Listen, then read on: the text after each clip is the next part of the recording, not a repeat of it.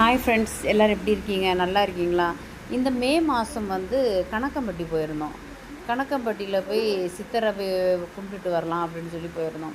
அவர் எப்படி அங்கே இருந்து மேஜிக் பண்ணுறாருன்னு சொல்லி அங்கே போனவங்களுக்கு எல்லாம் தெரியும்.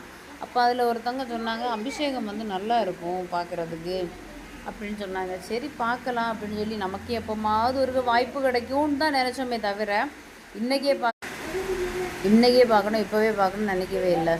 ஆனால் என்ன ஒரு அதிசயம்னா பயங்கர கூட்டம். அவங்களுக்கு தெரியும் அமாவாசை நேரங்கள்லாம் எவ்வளோ கூட்டமாக இருக்கணும். அந்த கூட்டத்துலேயும் எங்களுக்கு சாமியை பார்க்குறதுக்கு ஒரு வாய்ப்பு கிடச்சி பார்த்துட்டு வந்தோம். அதுக்கப்புறம் நேராக போய் பழனியில் சாமி தரிசனம். அதுக்கப்புறம் திருவாவினன்குடியில் போய் சாமி கும்பிட்டுட்டு வரும்போது அங்கே காவடி ஆட்டம் நடந்துச்சு.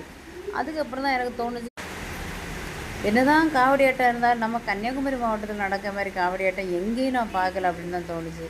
நம்ம ஊர் தான்.